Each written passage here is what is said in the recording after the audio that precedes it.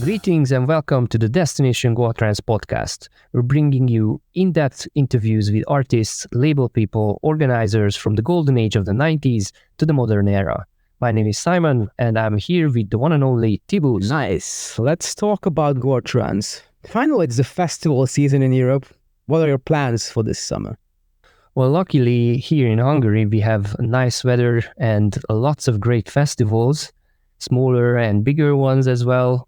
For instance, there is some festival which is around 1,000 people usually, and we have one of the biggest psytrance events, Ozora. I'm playing both of them actually this year. Wow, congrats. What sets are you playing? Well, funnily enough, I play the same time slot at both places, around 10 in the morning, and both sets would be back-to-back sets with two of my great friends from Hungary. One of them is Alex, also known as Metaverse, who I play together with at Sun. And Benyo will be my partner at Ozora. We played together for the first time last year at Apsara. And this time we are trying to put together a nice, energetic morning Goa Trance set for the day zero of Ozora, which will be a full day of Goa Trance only this year. And we also have a live podcast recording / panel discussion at Ozora in the Chambok House on Friday the 2nd at 4 p.m. We have invited DJs who have been doing this for a long time, and we will discuss how DJing has changed over the last 20-30 years. Dear listener, if you're around, you're very welcome to join and take part in the live event. But as the festival season started, we both visited Suriya Spirits. How was that for you? Oh, it was awesome.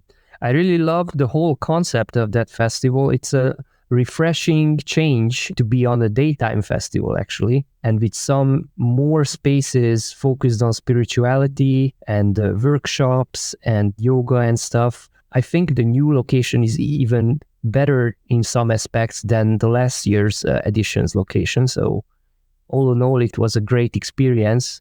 And of course, the music on the main stage was the best of the best in Goa Trance. Yeah, indeed. It was much better than last year. Although my first memory, of course, is still the mud and the bad weather, which has nothing to do with the festival. It's not their fault. They did everything to overcome these challenges. And my second memory is the funny sound of the peacock that was held in... it was organized in the old zoo of Ghent. And yeah, they have some animals around. But the festival is very well designed and compact with everything you would expect from a psytrance festival. I can only recommend visiting it. As for the music, I really enjoyed Ethnika's long set. Pleiadians even better than Ethnika. Minispacer was also cool, and Anoebis played a magical set. But he will tell about that more himself, since our guests for today are the Suntrip guys. Anoebis and Chris also organized the Suriya Spirits and the Apsara Festival. Most old-school Goa freaks have probably heard about Suntrip Records by now. But if you are new to the scene, I think it's essential to familiarize yourself with their catalog. They are the main force behind the revival of Goa Trance from the mid-2000s. Their label has discovered numerous new artists who are creating melodic music with 90s style arrangements, but with a modernized sound. Names like Avgin, Celestial Intelligence, Quetzal, or Triketra should ring a bell if you've been to a Goa Trance party in the last few years. But they also launched the career of Filteria, who is now headlining international psytrance festivals like Boom and Ozora. Their roster also includes old-school acts from the 90s like Dimension 5, Ra, Shakta, Xenomorph, or Battle of the Future Buddhas, who returned to the scene after some hiatus to release new music again at Suntrip. To support the music and the Goa Trance movement, they organized parties from the beginning in Belgium, which led to their first festival called Fractal Gate. After a couple of years of break, they continued with Apsara in Romania, which is a legendary event. I'm so jealous of all freaks who were there. Then COVID came and the second edition got cancelled. Fortunately, they restarted it last year at the same location as some festival is held in Hungary. Parallel with partnership of Space Safari, they also started to organize a daytime festival in Belgium called Suriya Spirits, where Goa Trance is played at the main stage, framed in ambient, and the other stage concentrates on ecstatic dance. How are you guys doing today? Well, relatively good. Of course, I'm still ill, but I'm not as ill as I used to be. So I'm in a good mood, and I'm very excited, to be in a show and to answer all the Goa Trust questions of the last 2 decades. How about you, Chris? All good here as well. I'm happy. Finally, we get some positive signals from Joske's health, and I'm looking forward to the summer. So how was Suriya Spirits for you guys? What were the good things and what could have been better? What do you think? I think Chris is the best to answer this because I was exactly 2 hours there, but I will tell about that later. But Chris, go ahead. Well, it was for us difficult, but as well fantastic edition. As you noticed, the weather in Belgium is not always your friend for a festival. So the weather conditions were quite harsh with lots of rain, but we have the most dedicated Goa Trance public that we can imagine, who even kept dancing in massive rain showers like crazy, which was fantastic to see. And then we were lucky that on Saturday afternoon and Sunday afternoon, we had a relatively good few hours where there was sunshine and where everyone could join the dance floor. But of course, it would have been greater if the sun was shining, but that's typically Belgium. I actually wanted to ask you, why do you always organize festivals in the rain in Belgium? Difficult to say. We have been more lucky in the past, so let's hope that the next editions we get sunshine again, because we basically did a festival in 2011 or 2010, and there we were blessed with sunshine, so it's not always the case. But the past 6 months were very rainy in Belgium, so... Kind of funny because the guys co-organizing Suriya Spirits are the same as Lost Theory and Space Safari, and somehow they're blessed by the rain gods because every time they do a festival, even if it doesn't matter if it's in Croatia or in Belgium, it rained and rained and rained last 10 editions, something like that. It's insane. But one day the odds will be in our favor, I guess.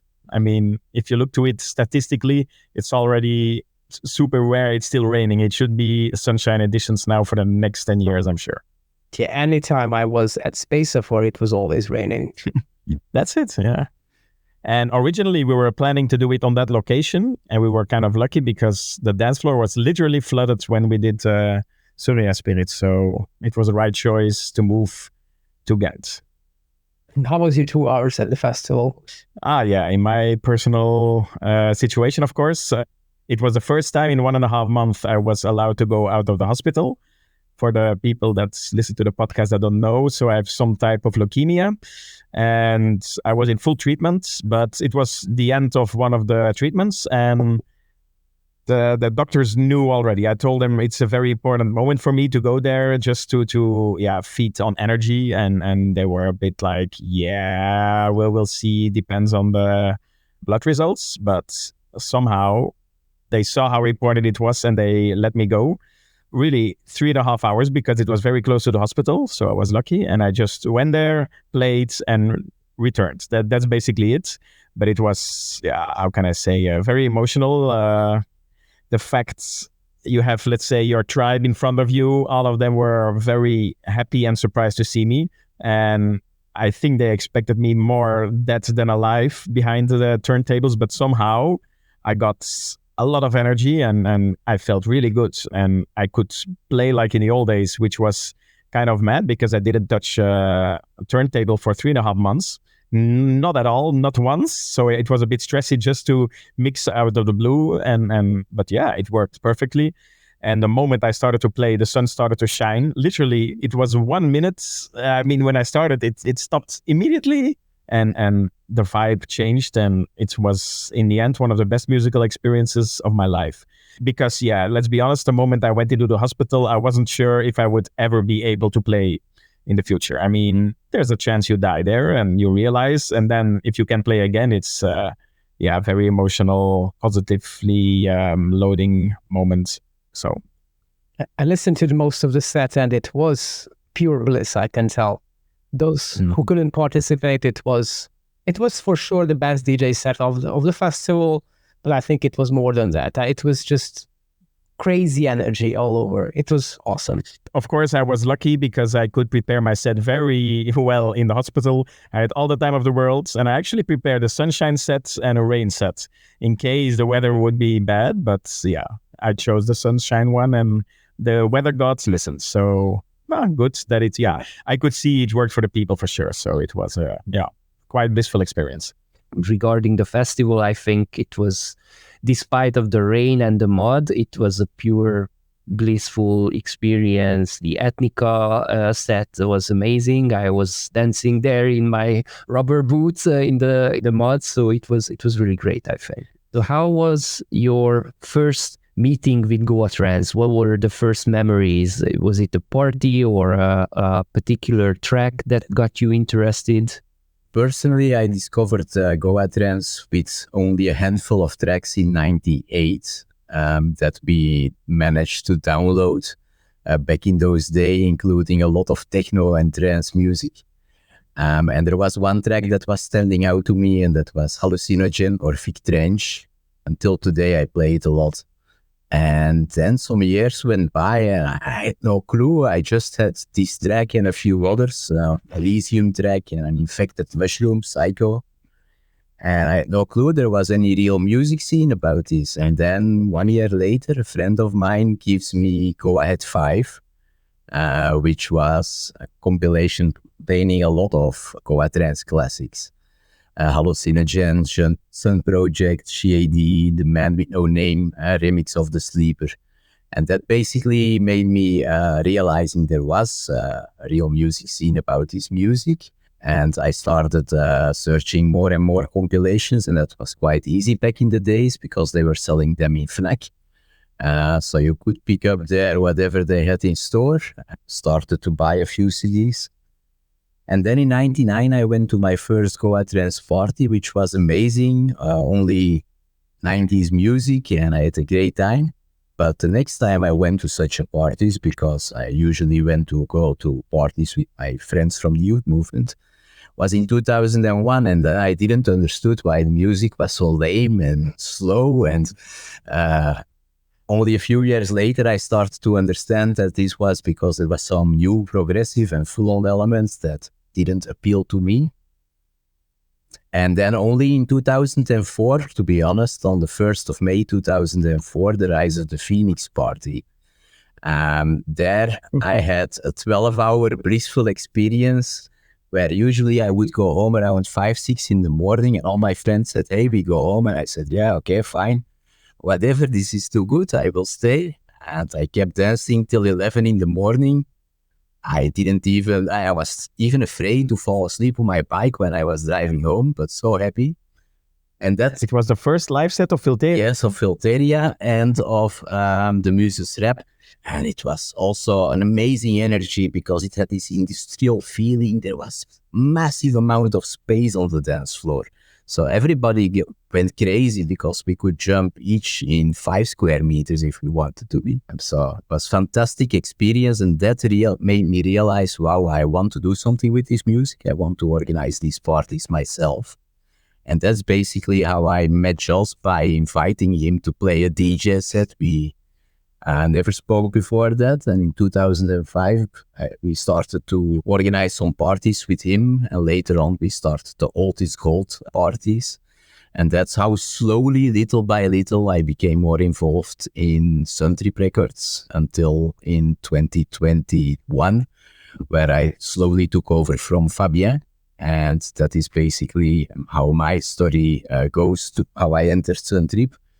But for me, the thing that I was always the most passionate about is making parties and promoting parties, because I was always doing this for the youth movement back in the days. So when I discovered Goa Trance on the Rise of the Phoenix party, it was quite natural to say like, hey, let's organize more parties, but then with Goa Trance. So what about you, John? How did you end up being in this scene? Actually, I started at the same age as Chris, more or less. I think, how old are you now, Chris? I think it's 1 or 2 years difference, right? So we had more or less the same age already. Yeah, 2 years. For me, it started in '98, but I was really young. I mean, I was 16. And at that time in Belgium, let's say 90s club trance was huge. I mean, Bonsai Records, all the big labels, they had a lot of very good music out there.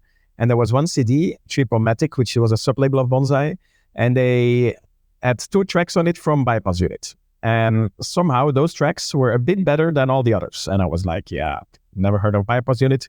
And it was the beginning days of internet. And my dad, who hated me because, I was nonstop online. And at that time, it meant that online was closed, of course.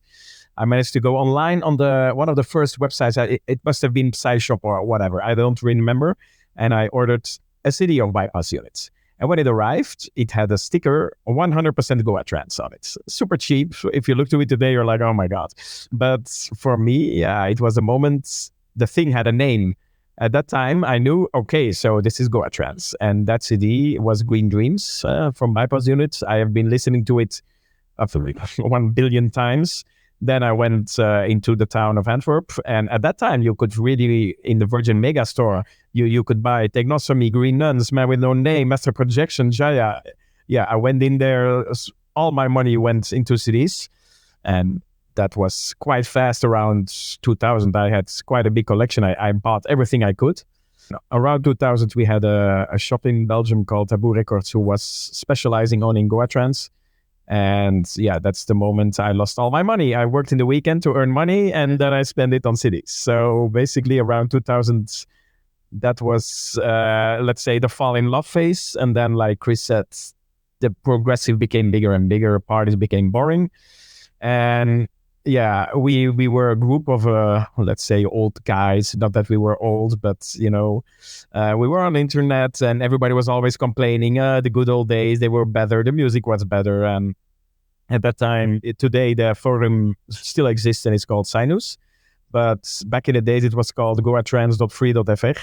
And I was there, Fabien was there, Filteria was there, and there were a group of people always complaining. We want back the old days. We want to go at trance like it was. And instead of complaining, there was a moment where we were like, okay, if we want to change the scene in a good way, then we should really continue to produce the real Goa trance. And it was a double thing. It was the parties on one hand, and of course, producing CDs from the other hand. But let's say we started with the parties because it's much more easy. We had no clue how to start a music label, but at that time, me and Fabien, we met a few times in Paris for parties. And in 2002, we said, okay, let's try it. And we did a huge party in Belgium called Sinus Summer Lounge.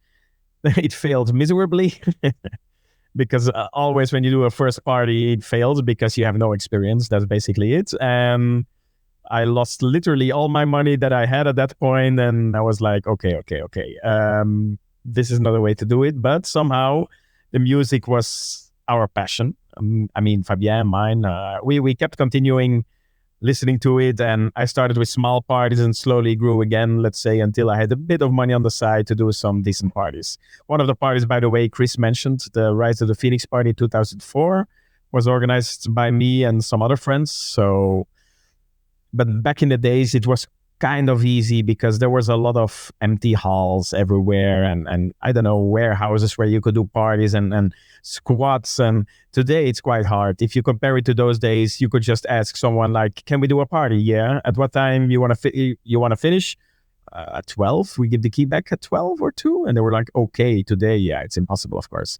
So times have changed a lot. But okay, then around 2003, we had Yanis coming over to us and telling, I'm making music. Maybe you guys are interested. And we heard it. And the funny thing is, if I listen to the tracks today, I will probably say, they're not good enough. But back in the days, in minimal times, when all the progressive acts were huge, it was like, wow, finally some Goa trance. And that's the moment we decided to start Suntrip. But it still took almost a year to set up everything because it was really from scratch. Nobody of us ever had any experience. We could ask nobody. Everything was searched on the internet.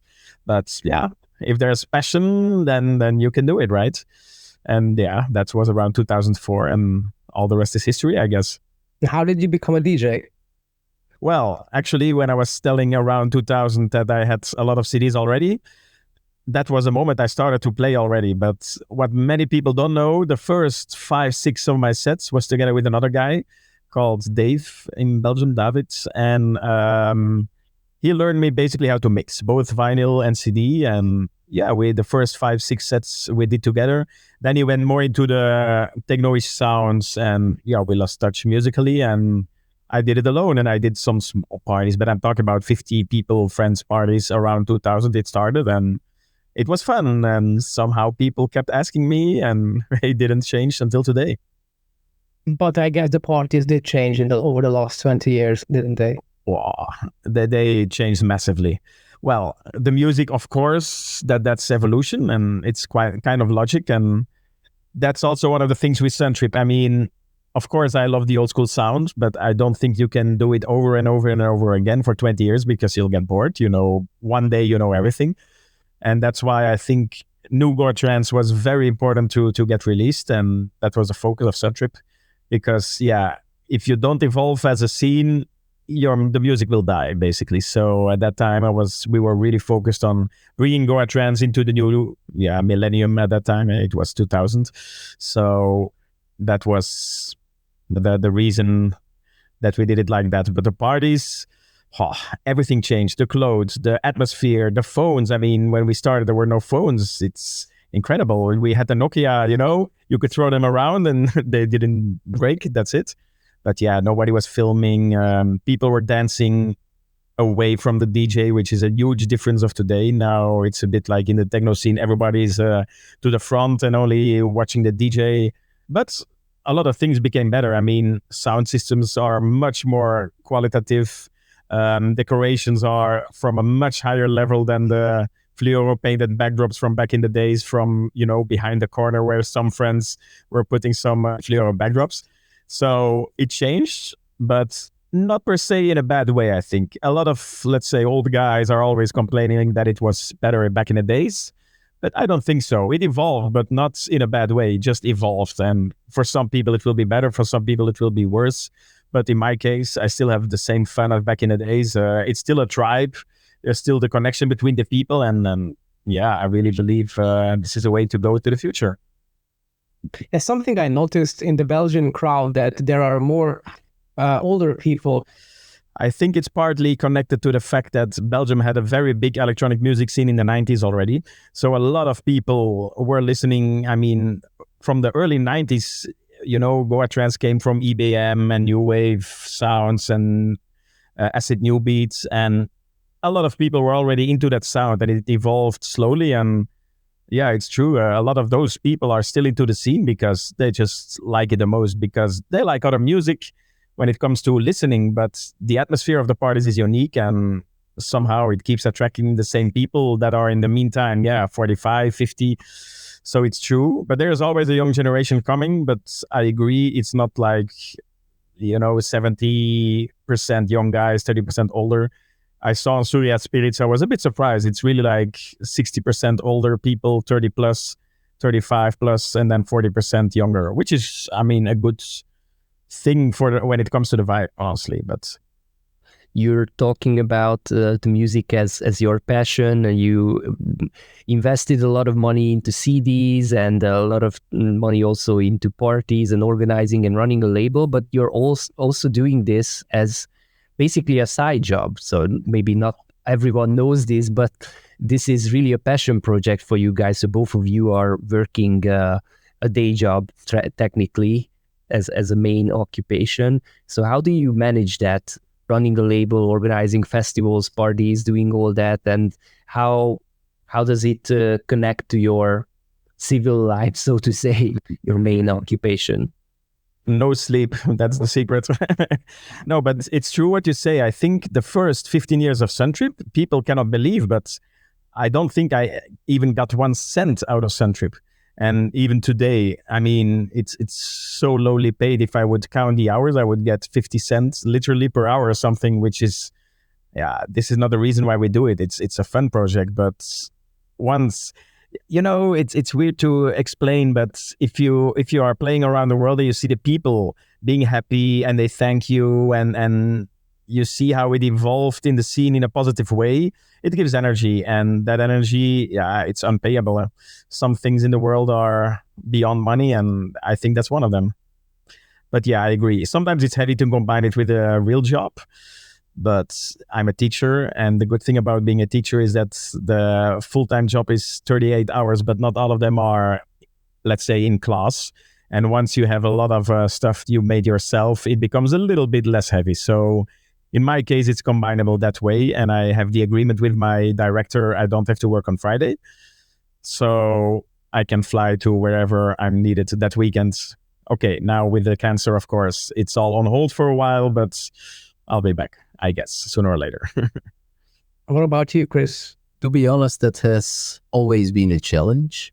I'm an accountant, financial accountant from education, and have been working as an accountancy employee for my whole life next to Suntrip and parties. In the beginning, full time, which was the hardest, but also still doable because I had back then quite non-interesting job, quite standard. So that was sometimes very easy on autopilot doing all my tasks, even when I was tired from giving parties. Nowadays, I'm a manager at an insurance company, and that brings a lot more responsibility, makes it more difficult to combine it. But just as Josh said, I really get my energy from organizing the festival. Apsara is my main thing, where I take energy from, but also the music to be able to release, for example, Xenomorph, which I also promoted on my first big party in 2007. These kind of things you could never even dream of that they would become true back then. So that helps a lot. And nowadays I work 80%, so that makes it more easy. On the other hand, for me, it has been a journey that went hand in hand, because the more I learned in my daily job as an accountant, the easier it became after a few years to help Suntrip with setting up more efficient administration. And I would never have been able to do that without the experience of my daily job, which is until today the reason we can do what we do, for a massive reason, because if you would have to pay an external accountant, it would become really, really difficult to run Suntrip. And so like this, it went hand in hand, and I'm still happy with it. It sometimes shows some challenges. The most challenging times are, of course, right before an Apsara festival start to happen. Then it is really game on both sides. But for the other occasions, I am blessed that I can work from home, and I have quite flexible schedules. So I work for Suntrip whenever it's possible, and I work for my daily life job whenever it's possible. And the good thing is, as a festival organizer, as Josh said, and as a party organizer, we all know that in the beginning, some parties will fail big time and you lose money. But if you have a daily job that is good and that gives you some savings, then you have no stress from it. As long as you get close to break even, it's fine. Which has a certain relaxed factor to the whole festival organizing package, because if we would be dependent from the income from Apsara, then we would have to raise the prices a lot, which would be less good for the public. And less good for ourselves as well, to be able to attract the whole crowd that we want on the dance floor.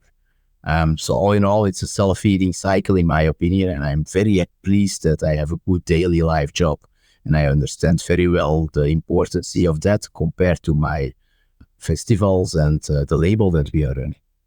And if it becomes more busy than handleable, then it's still an option to go work 60% and invest even more time in Suntrip and the music, and that we will see when the occasion arises. So all in all, it goes pretty well, and now we are in a good spot because there is no Apsara festival this summer, so things are a bit more, although we start preparing for it soon, but looking forward to that. Yeah, so a lot of parties mentioned in the discussion so far. Some of them were like kind of formative experiences, I guess. Is there anything that you would really highlight as a great memory, or like a best party from the ones that you organized, actually? I would personally say for myself, Old is Gold 5, I will never forget, because it was in a certain way a very symbolic party. It happened 5 years after Rise of the Phoenix, on a location just across the street, quite similar actually to the one of Rise of the Phoenix, only that this one was a tennis hall and the other one was a skate park. with Filteria and Power Source. And why that party was so important to me was it was the time where I was organizing since 2005. And we were already happy if we could get 250, maybe 300 people back in those days. We had an amazing vibe, but we wanted to bring Goa Trance back, so we hoped to create a bit more bigger parties. After 4 Oldies Golds, me and Jos and Steven, the other organizer of Oldies Gold, we decided, let's try something special with Filteria and Power Source in a big hall so that people have lots of dancing space. And we were literally stressed. We needed 500 people. We were super stressed because we didn't think they would come, but let's see. And it turned out to be 900 people crowd. And everyone was like, wow, what happened tonight? Even people who were there who were more into full-on said, how did you manage to get this crowd? It was incredible for us, but it was really the breakthrough in Belgium after a long time without big parties. And it made also that somehow the music became more respected again in Belgium and seen as not dead anymore. And we built it a long time from those parties, even bigger ones afterwards. And somehow I believe that is where also, the festival side happened, because 2 years later we organized Fractal Gate in Belgium, which was already our idea. We want to do a Suntrip festival, but we didn't have the idea to do it outside of Belgium, of course. We tried it. Musically, it was heaven. But organization-wise, it was super, super heavy. And the authorities and the police were more against us than with us in our feelings. So we didn't see a future in Belgium for that. And many years later, that's actually the dream that materialized outside of Belgium with Apsara Festival. So for me, that's Oldies Gold 5 and Fractal Gate, which was, in my opinion, where Apsara got born first, are very important parties for me. And Apsara is the whole culmination, in my opinion, of everything I've been doing as a party organizer since 2004 in Goa Trance. And that was, of course, a dream. I never ever even thought about organizing a festival outside of Belgium when I was starting to set up small parties where you would hope to get 300 people. In my case, I did for sure the first years compared to Chris, I was involved in a lot more smaller and local parties where we basically tried to keep Goa Trance alive, because it was a culmination moment of the full-on GMS sound that was all over everywhere. And I think it was the only chance. I mean, if you went to our parties, it was the only place where you could listen to Goa Trance. So basically at that moment, I tried, and together with some friends, to keep it alive, which worked. But yeah, the best party, it's so hard to say. It's more like an evolution of parties in my case. For instance, Fractal Gates parties we did. Yeah, we did an open air festival, but we did also many in a football stadium in Antwerp. Yeah, it was a huge hall, and somehow we managed to get the first time a lot of artists playing old school sounds. And I think this was a very important moment for the scene, because guys like Etnica, I still remember, it's the first time we booked him there to ask, please play your old music. And it was Mauri, and he was like, yeah, but it's not going to work. And yeah, if you really want it, okay, I will do it. In the end, he did it. And he came from the stage literally shaking, like, wow, what was this? I said, yeah, it's your music, man. You don't understand that people are still craving for it. And a lot of other artists, I mean, it started to go around. Artists talk, and they were like, yeah, if you play in Belgium, play the old school sound, you will see it will work. And a lot of artists did it. And on those Fractal Gate parties, in the end, it was amazing, because, yeah, Xenomorph, Shakta, you name it, all the guys played Hoops Flux, pure old school sets. And yeah, in the end, this was a big change, because, yeah, there the shift started, that a lot of artists realized our future is not only into making psytrance as modern as possible. So for me, that evolution was important. And then a second type of evolution is, let's say, the sober parties. Before Suriya Spirits, I was also involved in an event in Belgium called Suntrip, which was basically 100% sober parties, quite specialized. And the problem was a lot of rules, and maybe that's what killed them. But it was amazing to see how people could reach total bliss without any substances. For me, the focus was always the music. And there I could see for a lot of people it was as well. From there, it slowly evolved into Suriya Spirits and events where, it's not only focused on be as wasted as possible. For me, it's important that people, I'm not going to judge anyone for what they want to do, but I think it's also important not to be on a zombie event as a DJ or whatever, as a dancer. If you look around you, it's always more fun to see people with a big smile, positive and not totally wasted. Yeah, that's the second thing I really invested a lot of energy in.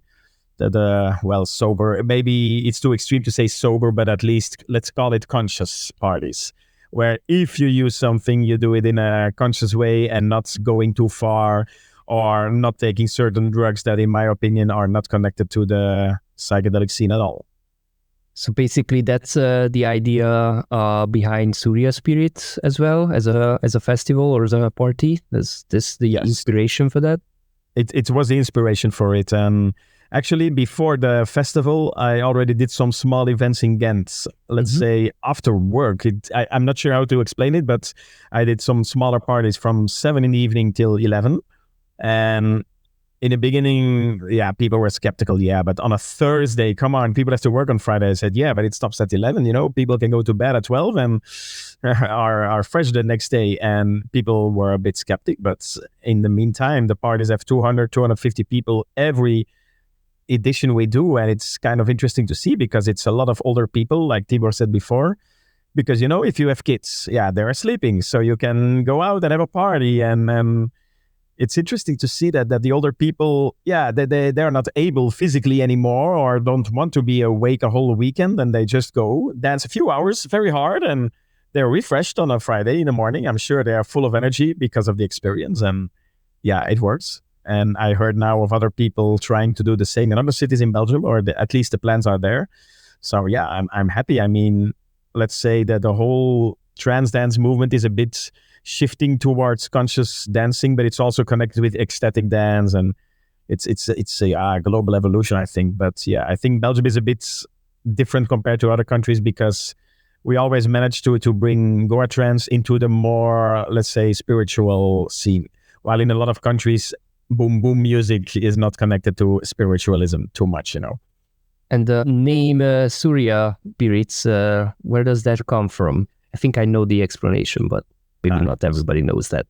Surya means sun in Sanskrit, and spirits, it's quite obvious. So, the sunshine people. And it's not connected with Suntrip in any way, just saying. The concept was more to have day events. What's the best moment on a festival for me personally? When the sun is shining, afternoon, the vibe is positive, everybody's high on music, let's say like this, and if you have play really uplifting music at that moment, everything can just explode. And that's basically, the concept.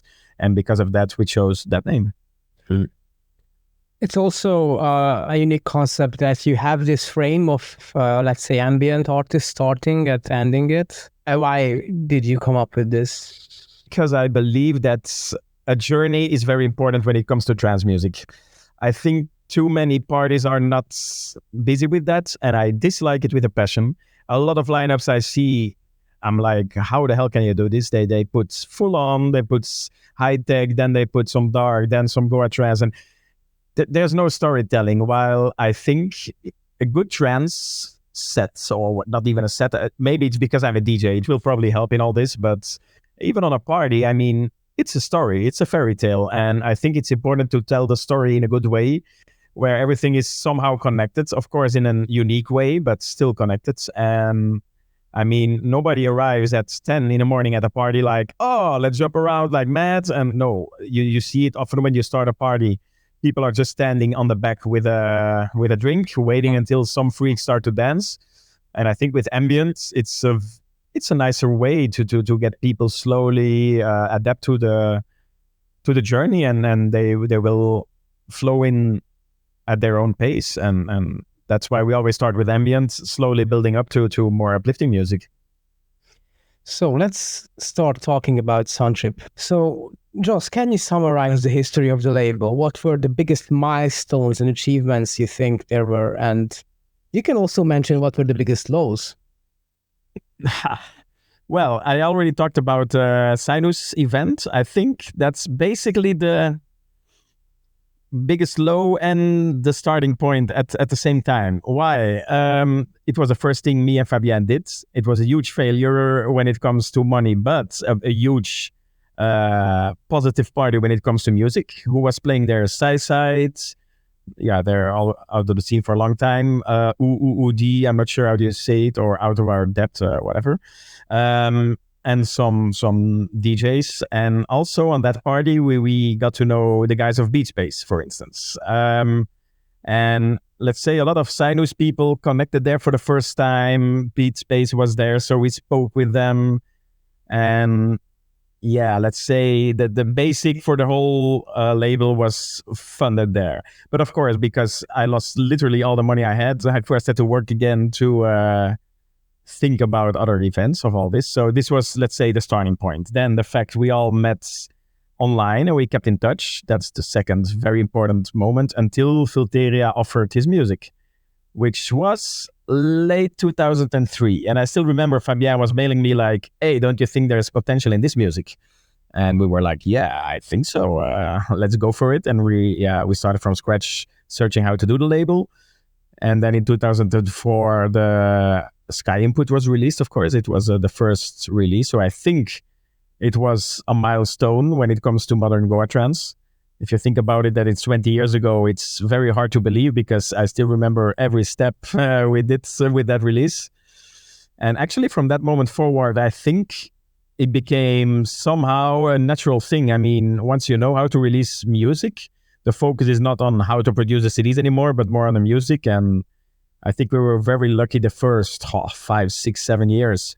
There was nobody else really focusing on this sound. So we were lucky to have artists like Ra, Quetzal, re-release of Dimension 5. I mean, there was a lot of good music out there that never saw the light, and we were just free to pick. Nobody else was there to take them. And at that time, I think a lot of classics were born because of that. And a lot of the artists in the beginning, I mean, even big names, they were laughing with us like, hey, dudes, you're living in the past. No, it will never work, blah, blah, blah.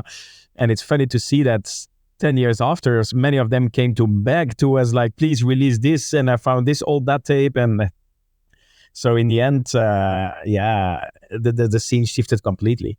But another milestone, it's kind of hard. Maybe the first vinyls that we did, it was the Astral Projection EP. Because now it's 7 or 8 years ago, but at that time, vinyl was not really hot, but we wanted to try it. And we noticed vinyl is still there. And even today, our vinyl releases have the same amount of sales than CD. Even it's beyond. I'm a bit surprised about all this, but it's clearly a new evolution or revolution, as you wish. And as a label, I think you should always be on the forefront to try new stuff. And it's exciting to see the vinyl reviving. And maybe another important moment is the moment Chris came into the label, if you think about it. Yeah, how did that happen, actually? Yes, we were in touch on parties, like, so many people. Then we did the first parties together. Chris, what was our first party together? I'm sure you know. I don't even remember. It's All This Gold or Fractal Gate or... March 2007, All This Gold with Afgin. Okay. So that's where we got in touch, let's say, on a professional level.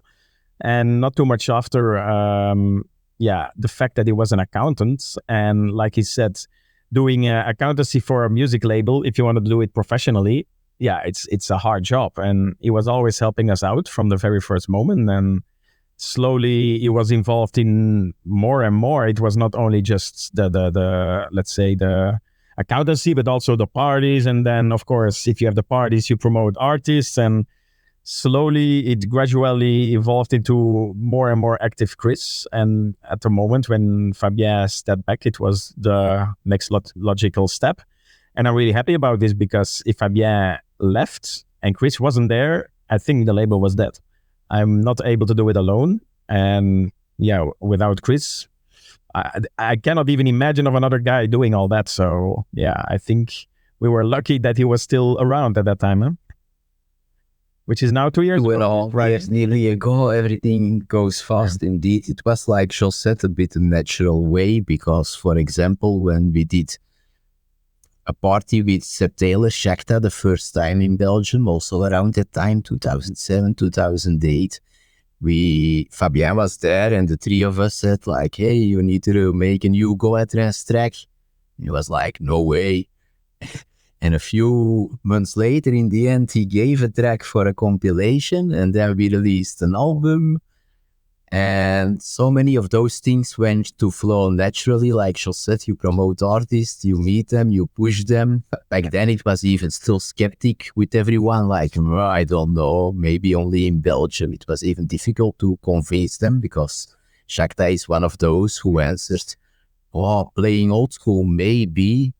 And in the end, like you see now, he's fully back with that sound. If you ask him, the whole dance floor goes crazy because he brings it in an energetic way. He loves it. It's absolutely great to see those things. And like this, I slowly went to work more with Suntrip. And it was absolutely natural to then follow up with Fabien and moving to Suntrip more officially. But actually, we were working already for so long together on parties, festivals, doing everything to promote the music. It was absolutely a natural thing to do.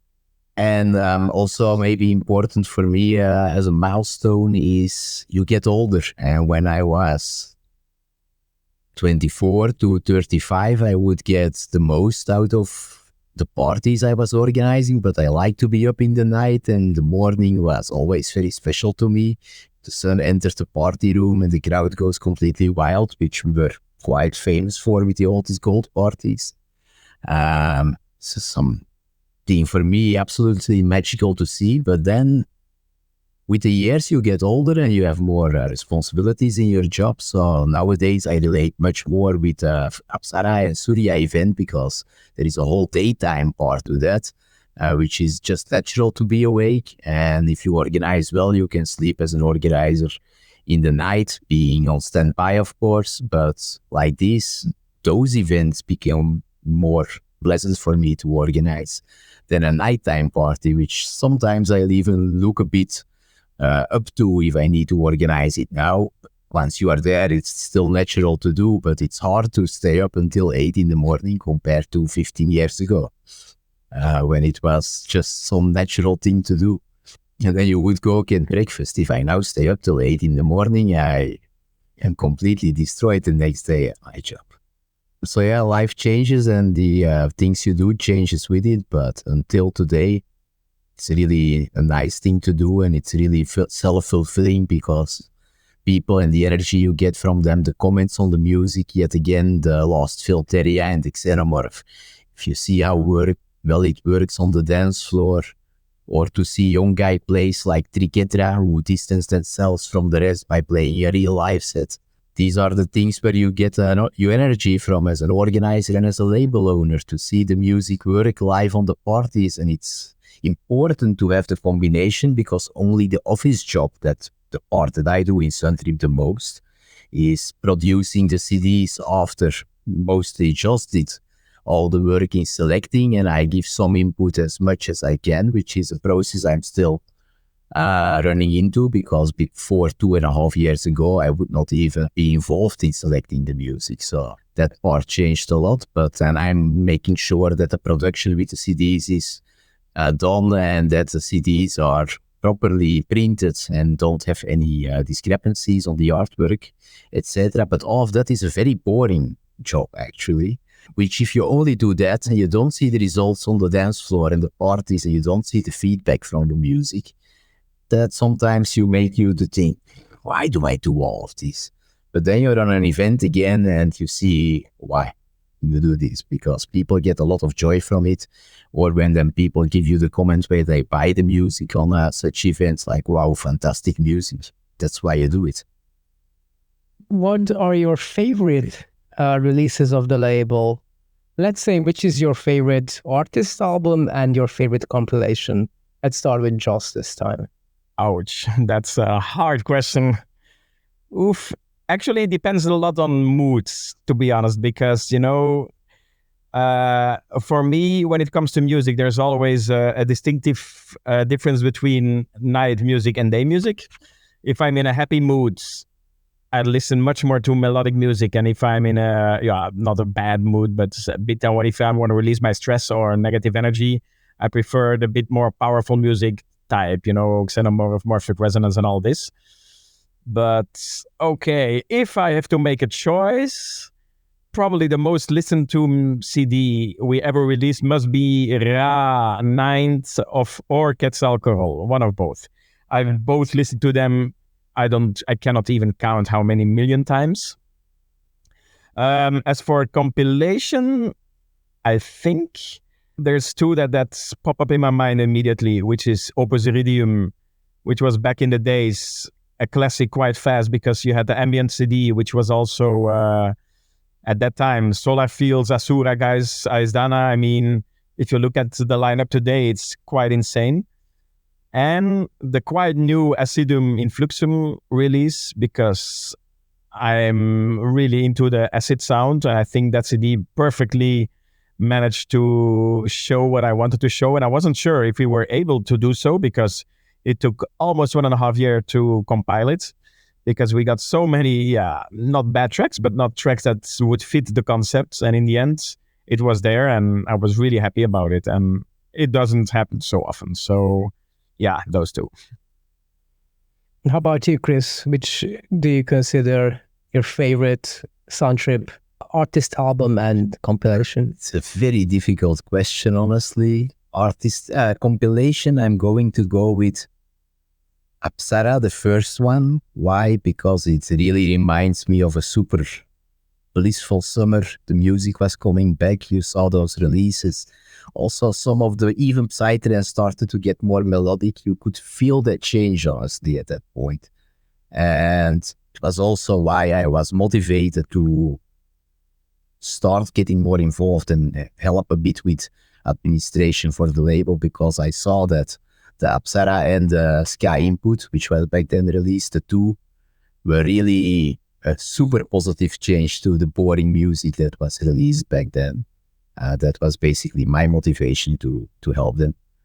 And then artist album, that's even more difficult.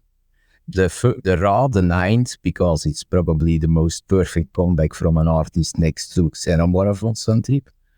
Or the Astral EP, because it also contained the fantastic Filteria remix. The two fantastic remixes of Astral, which probably nobody and even myself, I didn't believe they would ever release that music and such quality Goa-trance again, which until that point was extremely rare for them to do so. Now from time to time they do release. So they were basically also milestones in the fact that we could finally get back those real old names to release Goa-trance again. Could we say that maybe your influence on Astra was part of the reason why they did the remix album after that?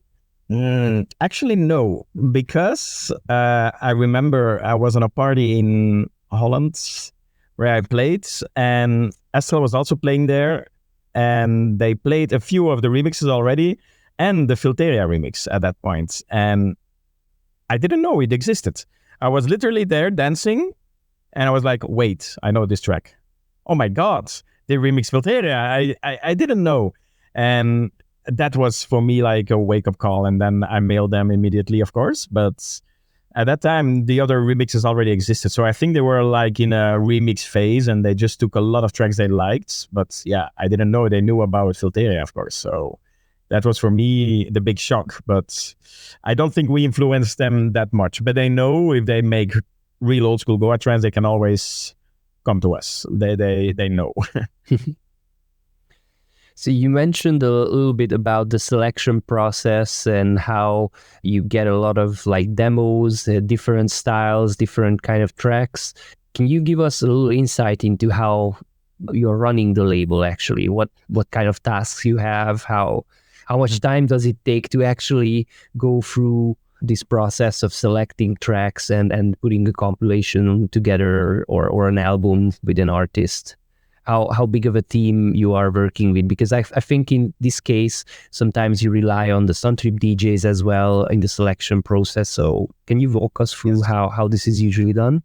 Well, yeah. So me and Chris, we both, it grew kind of naturally. We never really sat on a table to say, you will do this, I will do this, because he slowly, let's say, attached his wagon to the train.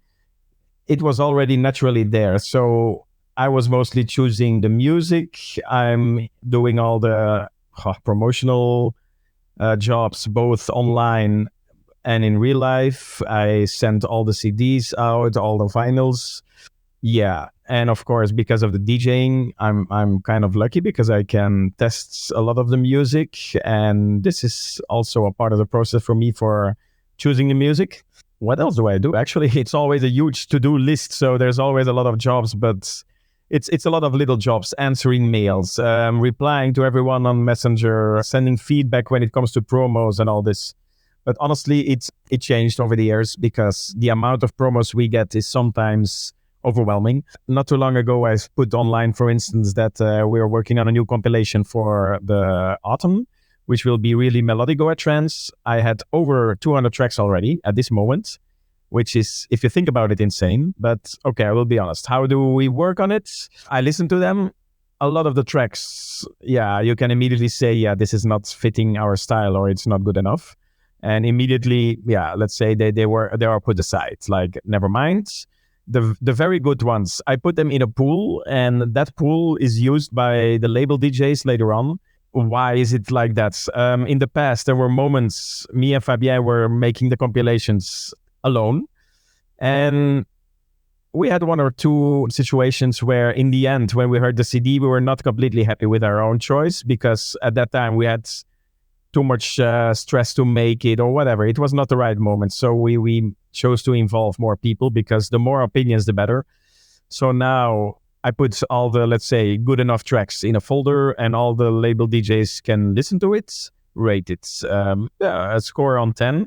And like this, it's clear which tracks are, let's say, well loved by a lot of people and not only by me because, you know, I'm not the guy that knows all. I think it's interesting to see other opinions. This is the way we work today when it comes to compilations, but it takes a lot of time. And also, I'm not able anymore to reply to everyone about their promos. It's impossible. It's too much. Yeah, if it's a very good track, I will mail them. Yeah, you're a part of the pool. Let's see what comes out. But if the track is really not fitting or not good enough, yeah, it's a bit sad, but I don't have the time to get back to everyone and to explain why. I will just tell them, yeah, thank you, but yeah, it wasn't chosen. So, yeah, like I said, Acidum Fluxum took 1.5 years. Gamma Draconis took 2.5 years to have 9 old school tracks from back in the days. And you don't want to know how many artists I had to disappoint. Big names that were like, yeah, here's a good new track. And I was like, oh no. They didn't understand it. And you have to say, yes, sorry, it's not what we're looking for. And it's hard because some of them are your old, let's say, stars. They were your examples. So now you're saying, yeah, it's not good enough, which was kind of hard. So it's not always a fun job. People always think, yeah, you can choose the music and you're in touch with everyone, but you have to disappoint a lot of people. And it's not really pleasant, honestly, but it's part of it. And like I said, also the testing of the music, that's a good thing about DJing a lot. You can always test the tracks that I put in the folder good enough. And yeah, often the dance floor speaks clearly. I mean, you can clearly see what works and what's not. That's it. Yeah. This is just the selection of tracks, compilation. But what other tasks you have? I mean, for example, Suntrip has a really good social media presence. Do you guys also do that, or you have someone who is taking care of that? So there are a lot of other steps. Like you have the tracks, but how it becomes a CD? It's true. It's a lot of steps. I didn't even think about it any longer because it's so obvious for me. But you're right. So actually, yeah, once the tracks are chosen, you start to discuss with the artists. Mostly it's a financial question. Not all of them. There's always artists that don't want money, for instance. There are some artists, yeah, let's name them. For instance, Exploring Inner Space on Classic Goa tracks or Abgin. They both said, yeah, I don't want the money for an album. And we didn't took the money in our own pockets, but we put it into the children cancer funds. If you think about it now, it's a bit weird, but yeah, well, it was for a good cause for sure. But yeah, mostly, so you discuss the tracks with the artists. The same for an album. So you discuss, first of all, you have to send the track in an unmastered version. This is important for the mastering. Yeah, we let's say we buy the track for a certain period of time, and in return, you get a certain amount of money. And people think it's a lot of money. No money. We're really talking, let's be open and clear. I mean, it's interesting in a podcast. Let's say an unknown artist, mostly between 50 and 100 euros for a track. If it's a big name, it can be double, sometimes even triple. But then, I mean, we're talking about the big names. But even the big names, they don't get 1,000 euros for a track or anything like this. No, we're talking about a few hundred euros at most. So yeah, once you have that deal, you do the mastering. Artwork is being done by mostly an external partner, and then we put all together with our Brazilian guy called Rodolfo, who is making, let's say, the final artwork, and then Chris and he will always work together to check everything.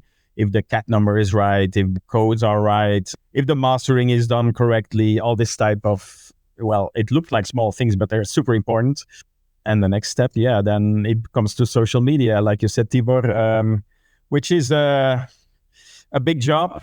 And honestly, I dislike it in the meantime. In the beginning, I was very motivated, but, after 20 years of scrolling on Facebook, I don't like it too much.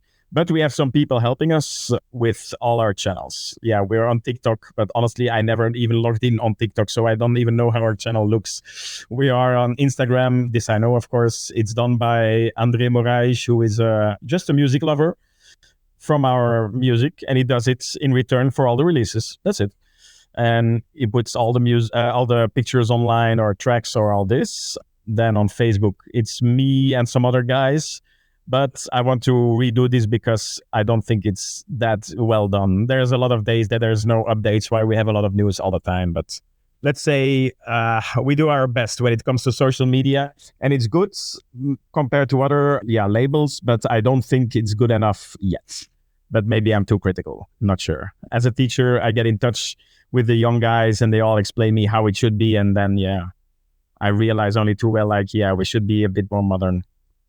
Yeah, I kind of hate Facebook, but the problem is that nowadays labels, artists are there, and if you don't want to be left out of a party, of a release or whatever, you need to be there. And this is really sad that there's no platform for this. Yes. And it's even harder because I think the young generation is not there. So it becomes harder to get in touch with, let's say Facebook, I think, is only focused these days on events and groups. And that's it. Instagram more on videos and reels and pictures. And then TikTok is probably for the younger guys. But I'm not in touch with that at all. But it's hard to reach everyone. I think if you compare it to back in the days, when I was young, it was very easy. Everybody was on Facebook and you could reach everyone. But today it's a big task to reach everyone. And like you say, it could be interesting if there was like a new platform where everything would be centralized, but I saw a lot of initiatives taken like that, but I didn't see any succeed. So I'm afraid we're still stuck with social media the next, I don't know how many years. You also mentioned that you're very critical of social media appearance and how do you perform there.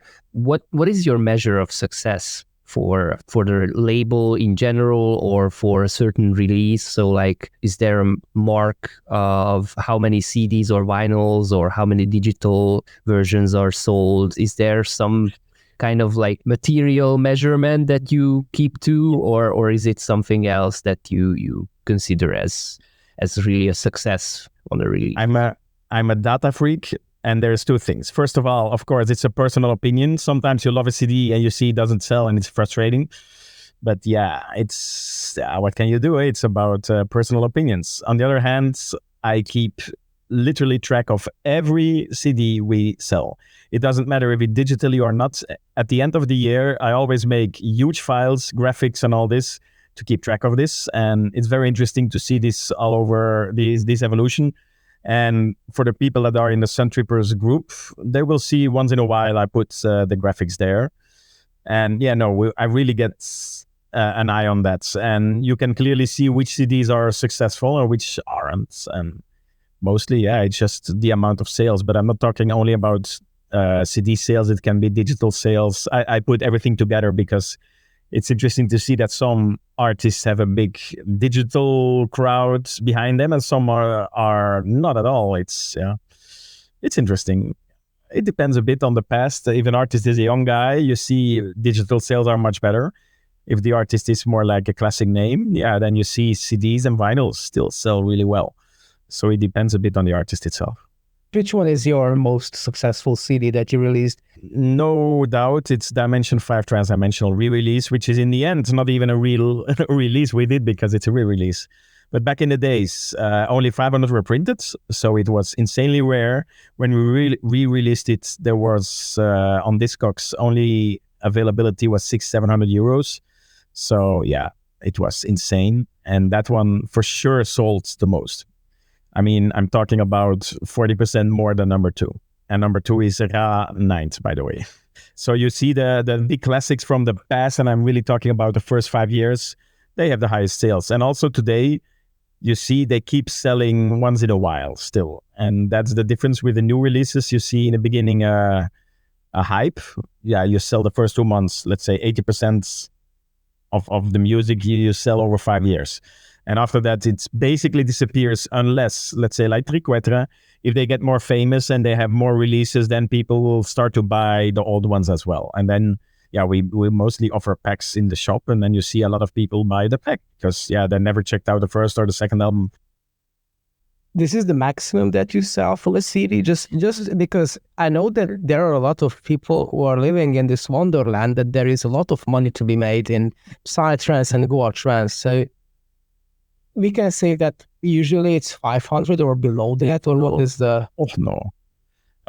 200 and we're talking about the success. Seriously, CDs, even today, wait. Actually, let me open a file. Chris, if you want to talk, it's the moment, because I will go into the file and I can check it. Yeah, in the meantime, Chris, you can also tell what are you doing in your day-to-day for Suntrip, because we talked about how the music is selected, the social media, but what are you doing? Maybe it's tedious or not that interesting, but still. Let me elaborate a bit on this.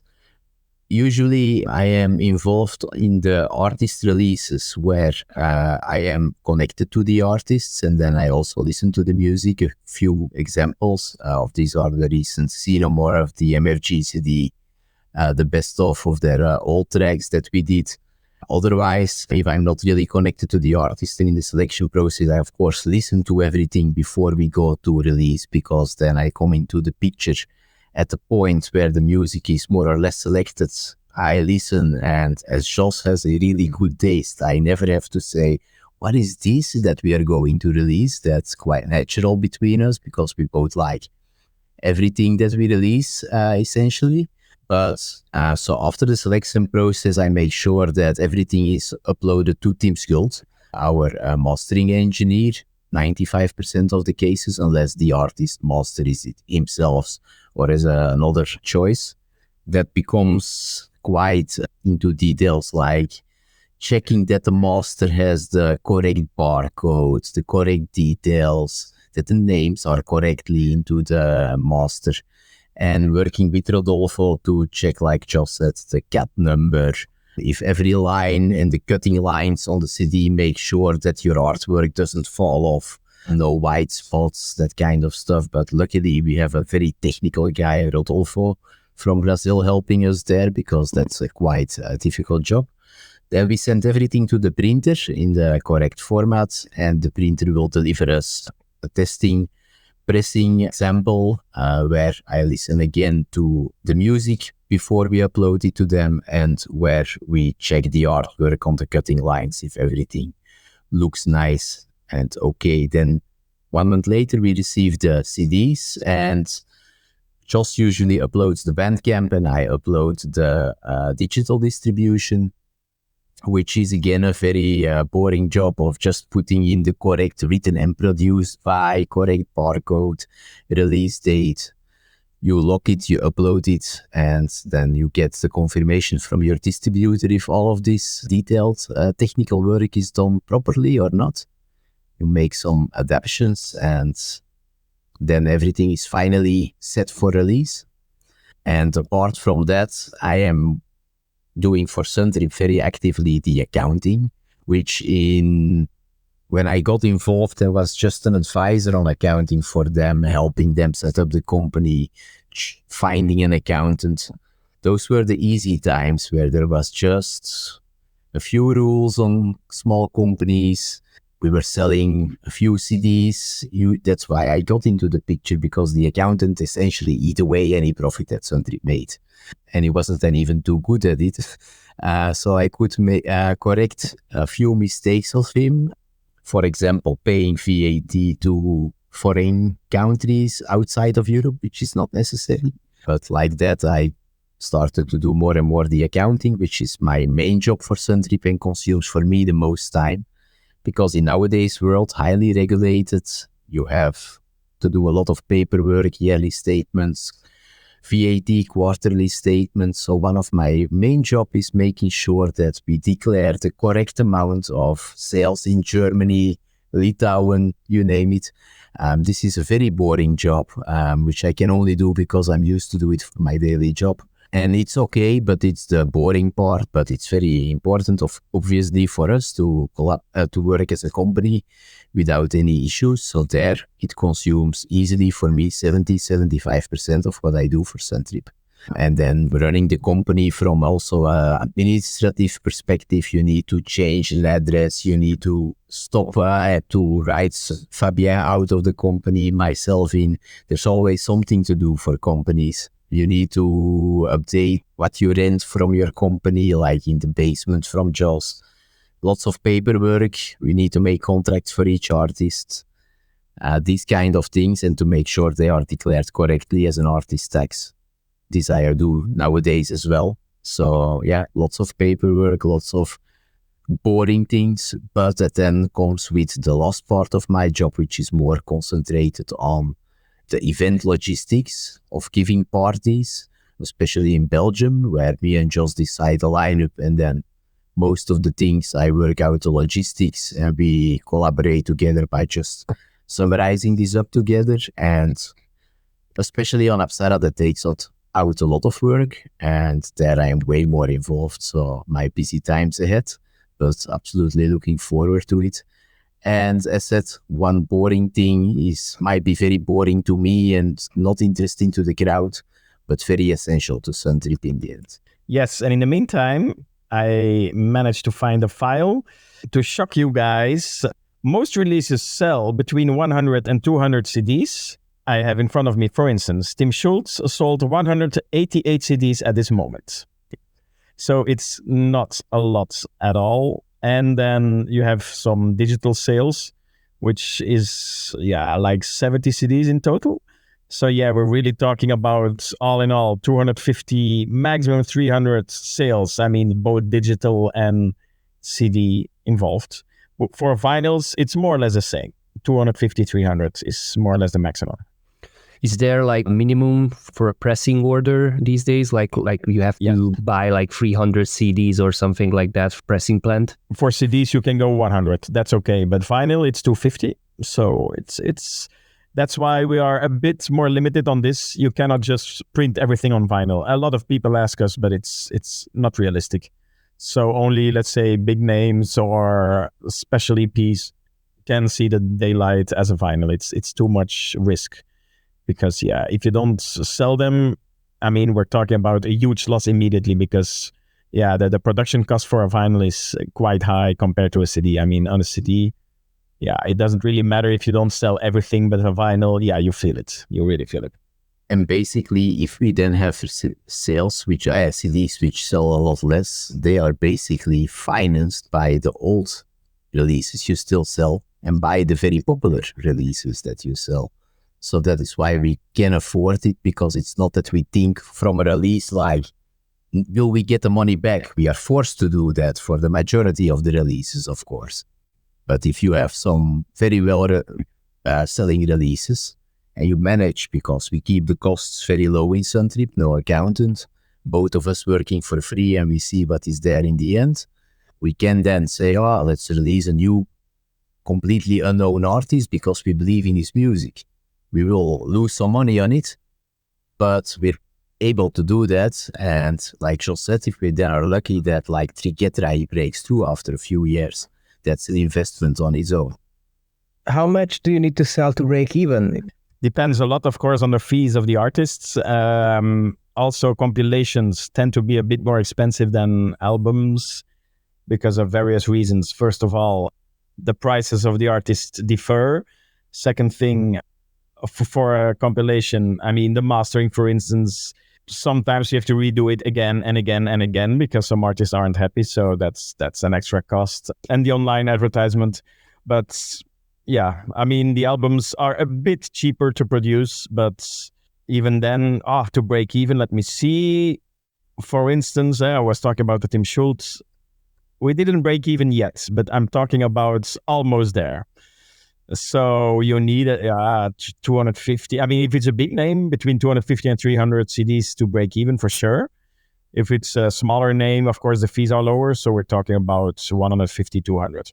Also, it depends on where people buy the music. I think it's very important they keep buying on Bandcamp because the profits margin there is much higher than on any other platform. But I can see a lot of people buy our music on Beatport for some reason, which is insane because they pay the same as Bandcamp, but we get literally 1/10 of the same income than Bandcamp. So yeah, we need a shift also in the few supporters of our label too. I think that should really buy on the right spots so they make sure the money comes to the artist and label.